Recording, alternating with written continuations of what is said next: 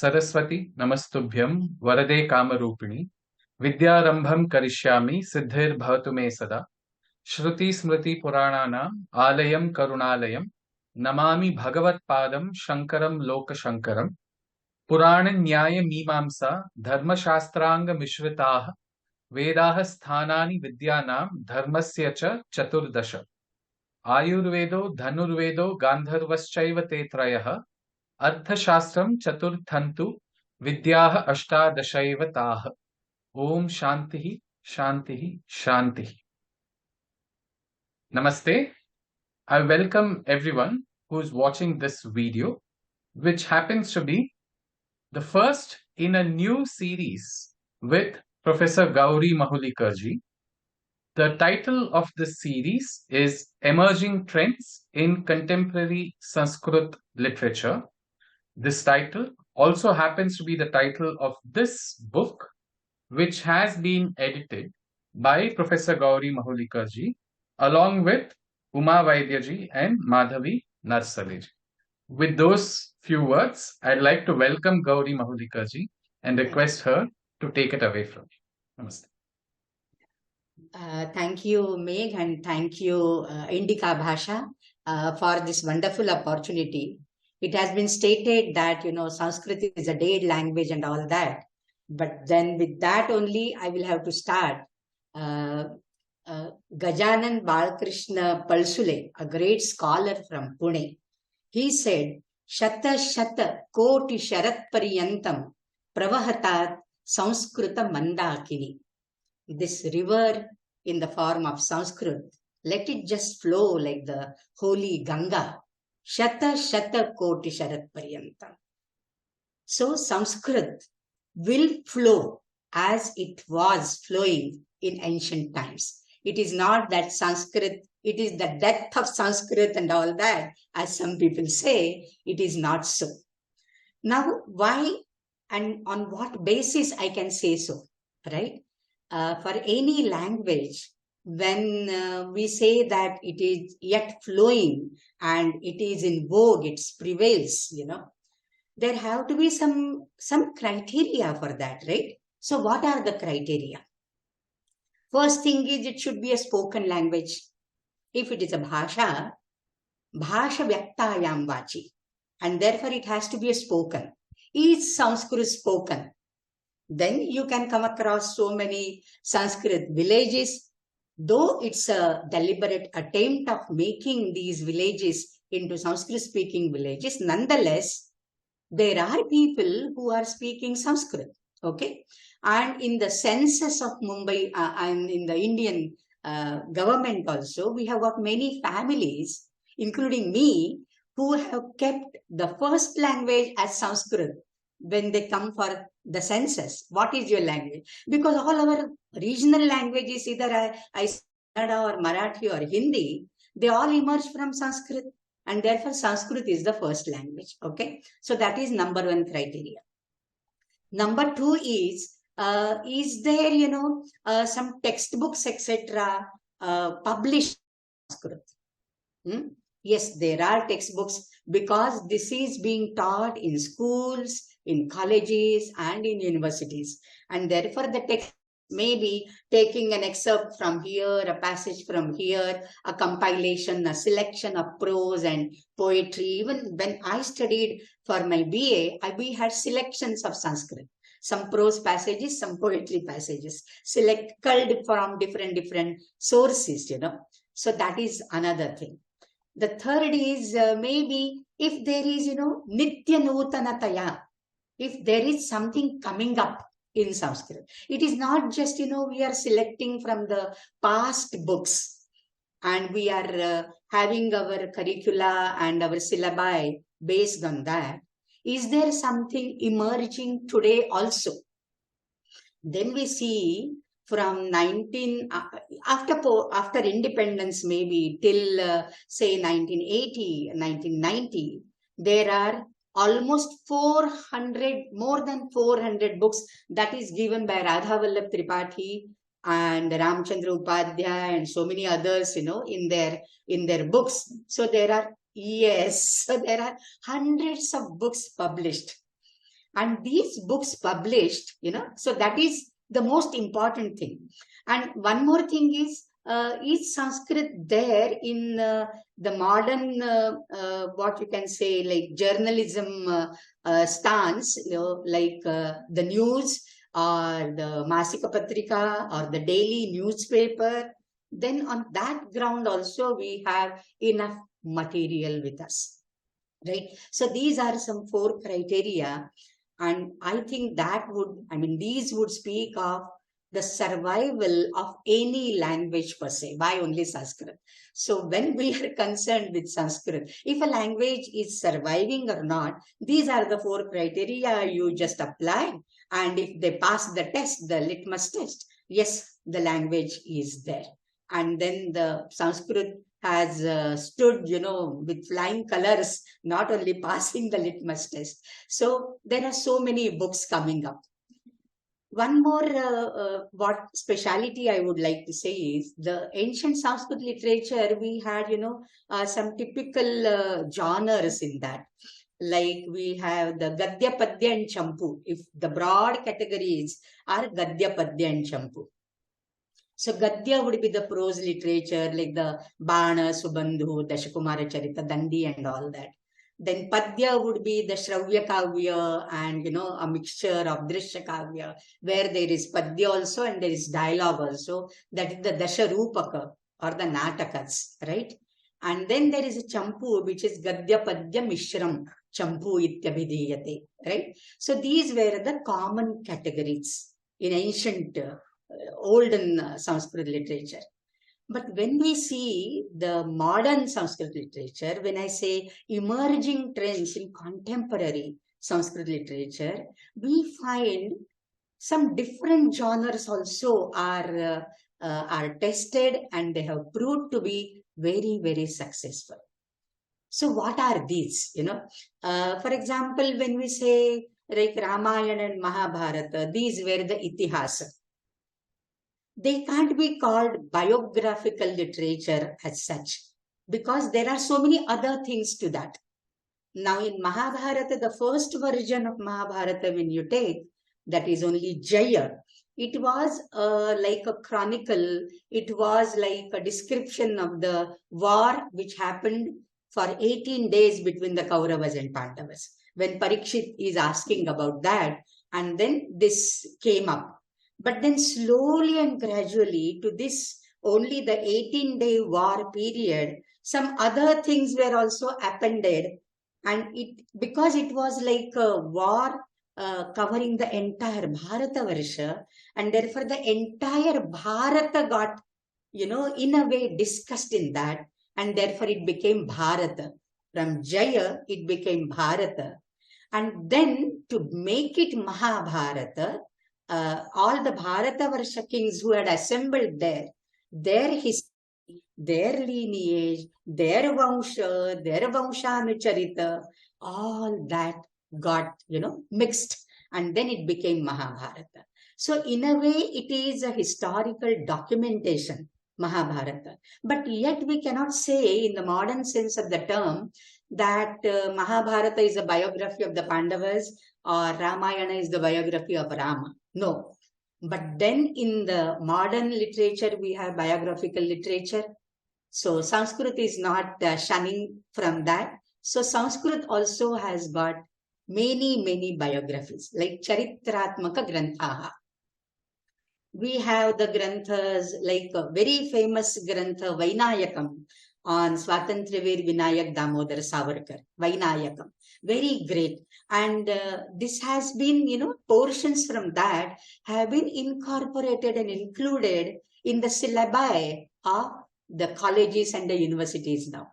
So no more now the syllabus is restricted only to the older portion of the Sanskrit, but the modern literature is also finding its way, and it is also studied. It is not just, like that there. So Vainayakam is there, Lokamanya Gandhi Charitam, Lokamanya Charitam is there, Gandhi Charitam is there, Chanakya Charitam. So many Charitra Granthas are also there, right? So biographical literature forms one genre. I mean, this was new to the ancient Sanskrit literature. But now, when we call it as emerging, what is emerging? Something new has to come up. And when there are so many authors, I mean, single authors like Harishchandra Renapurkar or say Parikshit Sharma from Kerala, they have written, they have penned so many different types of works, but they were, like overshadowed by the what you can say, the influence of Kalidasa, Bhasa, Bhavabhuti and other people, right? It doesn't mean that they lack somewhere in Pratibha or they lack some of the poetic qualities. It is not like that. But there are some 2-3 reasons for that. Why, despite so many authors writing so many different genres, they were not studied till say some 20 years back. Until some of the what you can say, the board of study members in the universities, etc., they decided that yes, we have to include these. Otherwise they were there, the books were there, hardly read, hardly studied, right? One of the things, major thing for the lack of this study was, the younger generation is going away from the Indian culture and Sanskriti, and Sanskrita is the key to the culture. So they are going away from Sanskrita, and therefore this literature was not studied so far, right? So there is a sort of apathy and anastha, and therefore it was not studied. But now I think the times are changing for last 25 years, and we see the inclusion of this. So I was mentioning about some genres. So one I mentioned, it is like the biographical literature. There is one more genre, like a novel, kadambari or upanyas in Hindi. Now people may say, oh, Banabhatta has written a kadambari, right? But that kadambari, the genre of the literature, is not that of a novel. It is a katha. I mean, there are so many things, what is the difference? What does katha mean and what does akhyayika mean? And Banabhatta himself, when he wrote 2 great works, only 2 works, of course, there is a Chandi Shatakam ascribed to him, but then 2 major works for which he is known. One is Harsha Charitam, that is a biographical literature, by the way, but that is Akhyayika. Akhyayika, it is based on history, but there are many, like some supernatural things, some divine things coming up, creeping in, So this is like a little bit history mixed with Adbhuta Ramyata to make it more divine and more charming, So some sort of these things are also there. For example, the very beginning of the Vardhana dynasty, I remember it begins with the King Pushpabhuti, and then the Prabhakara Vardhana, then Harsha Vardhana, Rajya Vardhana, and Rajyashri, their sister, and all that. So Pushpabhuti's description is the origination, and his his kinghood is derived from a Bhairavacharya. Bhairavacharya does some tantric rituals in the smashana on the Amavasya day, and the Devi is pleased with him. She comes in all white dress and all that, and she hands over a sword to him. So this type of description is there. So this is not truly biographical. There is some sort of that divine element. Okay. So that is Akhyayika. And then Kadambari is Katha. Though the name is Kadambari, it is not Kadambari in the sense of a novel, because it is the name of the Gandharva Rajakanya. Kadambari is her proper name. Okay. And it is more of a Katha. It's a fictitious tale. So the Akriti Bandha of a novel, जिसको उपन्यास कहते हैं हिंदी में, so that was absent. But now in the emerging trends, we have Kadambari as well.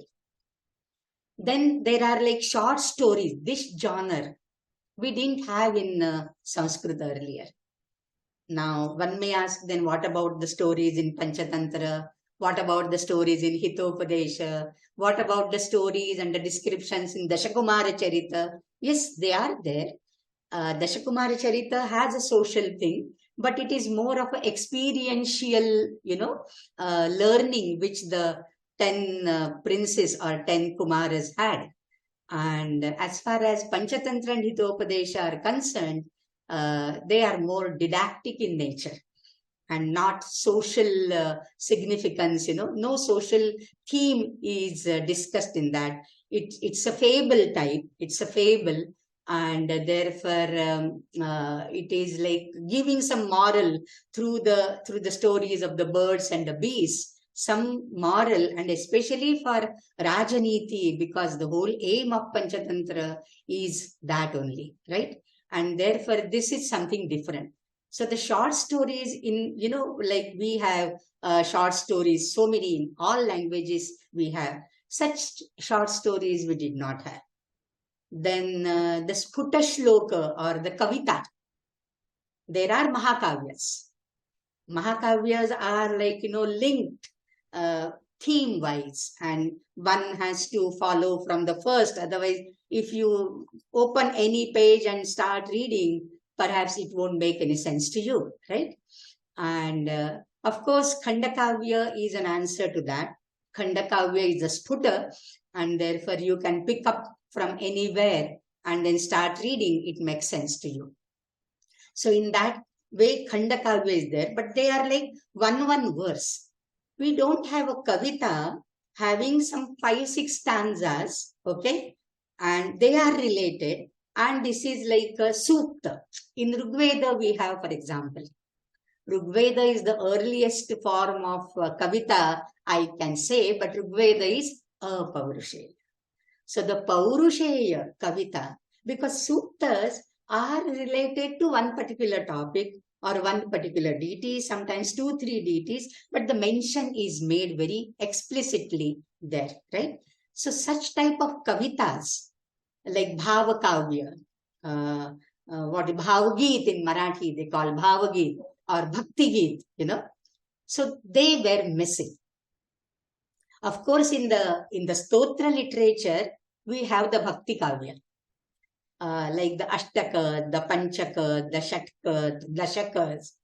The Shataka and Sahasrakas are different things. But then the Ashtakas, etc., they could be called as a Bhakti Kavita in a way, because there are 8 stanzas.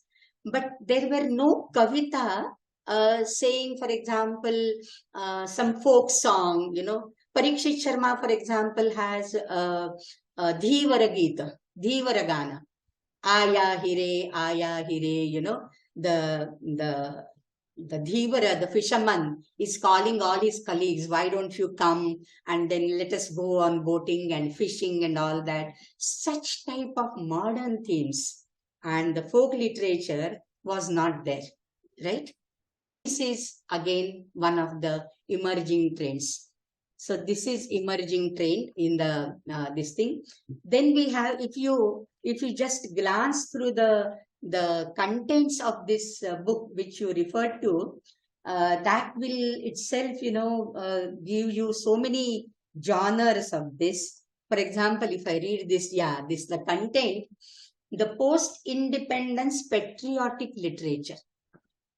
The very first lesson, very first essay in that is patriotic literature. Now, did we have patriotic literature in Sanskrit? That is the Moola Prashna. Okay.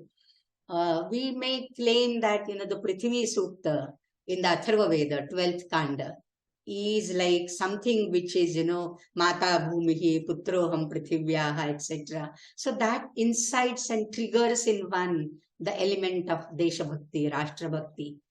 But it is not a patriotic literature per se. It is more an eulogy of Earth, the Mother Earth, right? So it is not patriotic in the sense in which we have, the Desha Bhakti per songs today. So like that we didn't have. But now with the coming after independence, and people, when they started looking back to the Swatantra Senanis like Savarkar's and other, so many. There is a Kargil Vijayam also, a book on Kargil war, Kargil Vijayam. So such things, they excite you and they motivate you for learning and doing more of Rashtrabhakti. So such things emerged only when it was needed. Basically, perhaps in the olden days, it was not needed, but now it is the need. So patriotic literature is very much there. Then there is like dramatics, emerging trends in contemporary Sanskrit dramatics.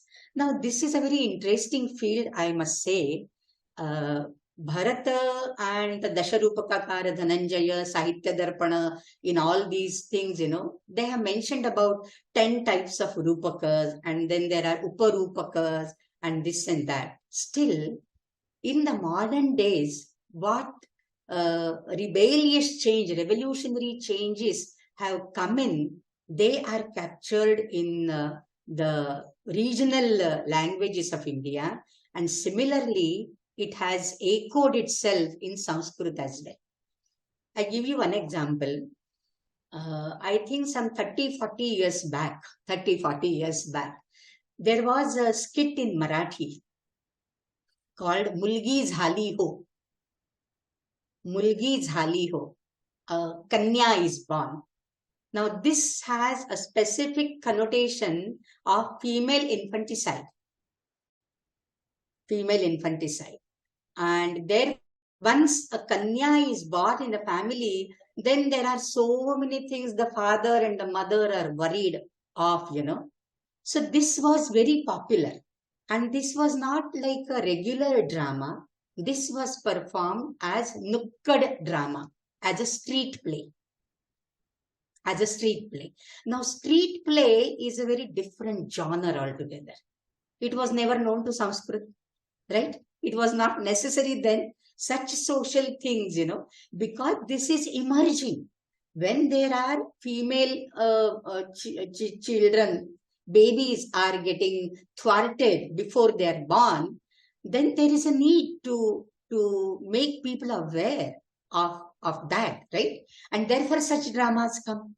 So first they found the way in the regional languages, but slowly they were translated into Sanskrit. And in fact, while I was in Mumbai University, we have, our own students have enacted in such skit drama in this street plays. And they have performed it from college to college and nukkad to nukkad. So this is something I think very timely, and it was need of the hour. Otherwise, it won't be, justified in other ways. But because it is needed, such thing, and therefore it was done.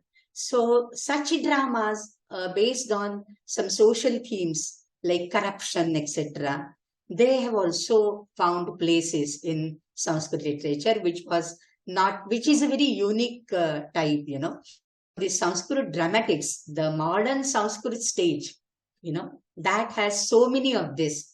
For example, Prabhakar Bhatkhande, there is one dramatist in Mumbai, in Thane. He has authored some 10-12 dramas till now. And in every national drama festivals, etc., his dramas win prizes and all. So they are enacted in the national festivals, of drama festivals. And one of his drama is based on Tamasha. In Maharashtra, Tamasha is a folk type of dance or ballet, Lavani and Varg, Gaulan, Gana Gaulan and all that. So all that he has brought in Sanskrit as well. So such things are happening. I mean, I think this is, like a gamaka, like an indication that Sanskrit is still living. Otherwise, why would one exert, to bring it into Sanskrit? And these are the dramas. They are not originally written in Marathi. They are directly penned in Sanskrit. Like Mukta, for example, Kara, for example. There are so many such dramas which are penned in Sanskrit. Obviously, because there is clientele for that, there are people who watch such dramas, right? So Sanskrit theatre, it has contributed a lot. I mean, the modern theatre has contributed a lot for the emerging genre of the Sanskrit dramas. Then there is a folk literature. I told you about the Dhivaragana, like that. There is an article by Madhavi in this book. So there are so many folk songs. So that is also something new. And some of these literature could be translated as well. So that brings to the translations. Translated literature is another genre. Because Sanskrit was the only language in olden days, there was no question of getting it, translation from other languages to Sanskrit. But now, because there are so many readers and so many students studying the Sanskrit language as the first language in schools, colleges, and universities, they must be provided with newer forms of literature. And therefore, things or the best pieces, the gems of literature from other languages have been translated into Sanskrit. In Marathi, for example, Sane Guruji, if you have heard of Sane Guruji, he wrote a very nice book called Shamchi Ai. Shamchi Ai. And some few years back, Sanskrit Bharati had made an appeal that you translate any work from any language into Sanskrit and we will publish that, right? So many of our students participated in that, and one of our students has translated it as Shamasya Mata in Sanskrit. So there are so many other things, like Deepesh has translated, I think Deepesh Katira, 7 Secrets of something, some foreign book, some English book, he translated into Sanskrit. Now, why there is a need for this? Like Bhairappa's, so many novels have been translated into Sanskrit. Bhairappa is a very famous author in Kannada. And his works have been translated into Marathi by Uma and Uma Kulkarni and Virupaksha Kulkarni and all that. But then Avaranam, something like Avaranam, which is based on a historical theme, Vansha, based on historical theme, Mahabharata theme, such books have been translated into Sanskrit. Why you need to translate? Because there are readers. Now, those who can't read Marathi, but there are people who read Sanskrit. So these thoughts of these authors, the regional authors, are reached to them, through Sanskrit. So Sanskrit, we used to say that once upon a time it was a link language, or a language of it mediated, between not only two regions, but two countries as well. In the Southeast Asia also, Sanskrit was a link language, used as a link language. But then here it really serves the purpose of being a link language. So the gems in one particular regional language are made available. It's Sanskrit translation. So translation is a very big area, and there is a lot of scope, I should say, for the emerging scholars and researchers. From their own literature, they can pick and choose some gems and translate into Sanskrit. There is scope for that as well. So this is a very huge type of genre. Street plays I really talked about. Then travelogues. Travelogues and this travelogues, basically the Pravasa Varnana as such. And in Marathi, it was some 17th and 18th century only. The first Pravasa Varnana was published, it is said. So in Sanskrit, if it gets published in the 21st century, it's not too late. So there are so many travelogues also. And there are humble attempts done by people in a small way. But these small ways, once they start, they can reach the masses thereby. For example, there is Gayatri Prakashan in Pune brings out a patrika called Samarpanam every year. Have you seen that, Samarpanam? No. So Samarpanam has a theme for every issue. It has a theme. So one of the themes few years back, I think 3-4 years back, was travelogues. Your travel varnana, whatever pravasa you have done, you pen it down in Sanskrit. So I had written some things in on the Facebook post, and the editor called me, why don't you write it in Sanskrit and send it for Samarpanam? So like that, when I went to Prayag, the Prayag Varnanam, I sent it. So like that, so that will be a collection. There will be some 30-40 articles, small, 1, 2, 3 pages, not more than that. But this becomes a literature. Later on, after 20-30 years, it will have more importance than what it has now, right? So after 30 years, when Sanskrit perhaps will be more in vogue, or perhaps it will be decayed, we won't be there, but then perhaps such type of literature will help others. Oh, this was the way in which the travelogues were written earlier, right? And that too in the modern language, not the old Sanskrit language, but the modern Sanskrit language. So that is one more thing.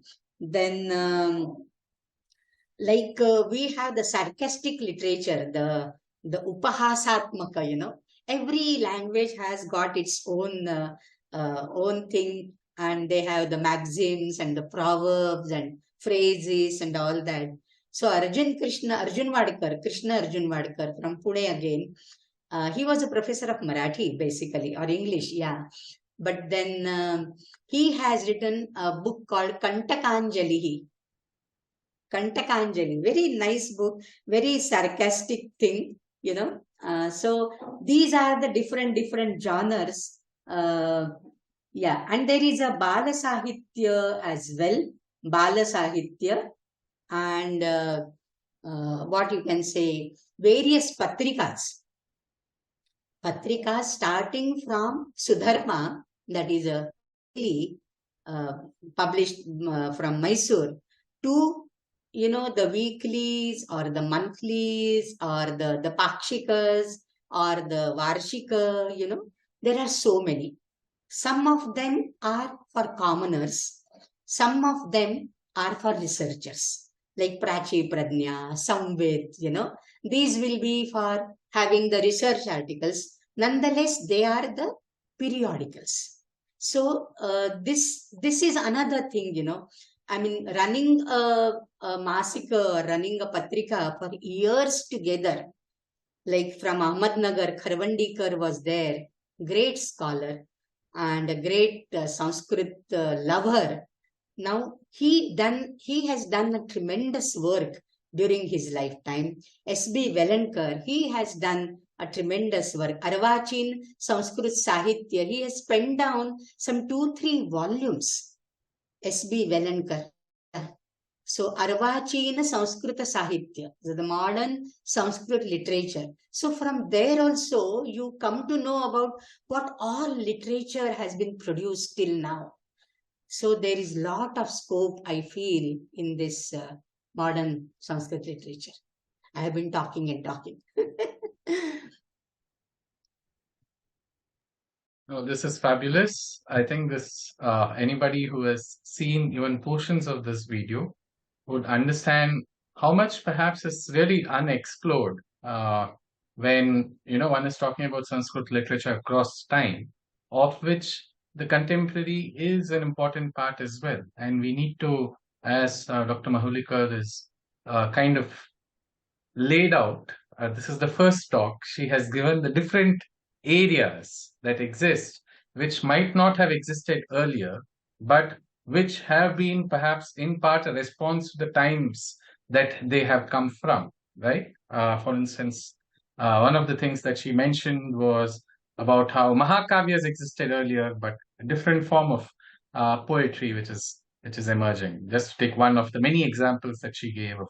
So I think this is fascinating. This series is going to really help people who don't want to get into arguments, but really want to dive deeper to understand, especially people who don't study Sanskrit or haven't studied Sanskrit full time, but have an interest in the language to get a bird's eye view, so to speak, of the trends that could exist in Sanskrit literature. So I thank Gauri ji for this first conversation. I really look forward to the next conversation in this series. And I do think that this would be a very different series of talks that would help people get a very grounded view on how Sanskrit has over time emerged and what the contemporary different aspects of contemporary Sanskrit literature looks like.